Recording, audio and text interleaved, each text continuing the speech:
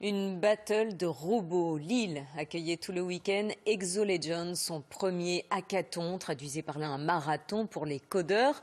Plus de 120 passionnés de robotique et de programmation se sont affrontés pendant 72 heures. Myriam Schelcher et Bruno Espaliu. 72 heures de codage et l'heure de vérité bien réelle sur cette arène de quelques mètres carrés. Java, Python, C++, ici on parle des langues que seuls les initiés connaissent. Celle du codage indispensable pour faire s'affronter ces petits robots rigolos.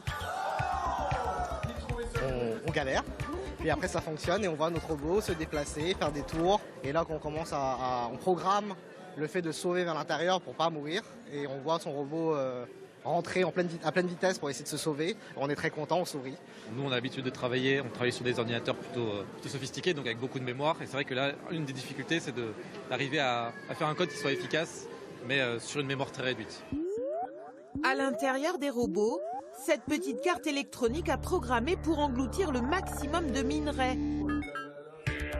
et dézinguer son adversaire dans un labyrinthe qui rétrécit à vue d'œil. Du grand art de programmation dont ces trois nouveaux amis sont sortis vainqueurs. Le contrôle de la trajectoire, réussir à avoir un robot qui est stable, qui fait ce qu'on lui demande de faire, qui ne se prend pas les murs, etc. Et donc ça, c'est beaucoup d'essais et d'erreurs, de petits peaufinages au fur et à mesure, et essayer de profiter du mieux possible du temps qui nous est imparti, qui passe très vite. Premier hackathon réussi aussi pour Exotech, l'organisateur, spécialisé dans les solutions robotiques. On a récupéré des CV, soit pour des stages de 1 mois, de 3 mois, on avait aussi des pros qui étaient là. Je sais qu'on a une personne qui nous a dit j'avais arrêté de coder depuis longtemps, je voulais voir avec cet événement si j'aimais toujours ça, parce que j'étais parti dans l'éducation. Et voilà, c'est décidé, je cherche un poste à nouveau, je veux remettre les mains dans le cambouis et faire du code. Donc ça, c'est super chouette. Cette année, Exotech, première licorne industrielle française, va recruter 600 personnes. Derrière les petits robots, de vraies intelligences non artificielles.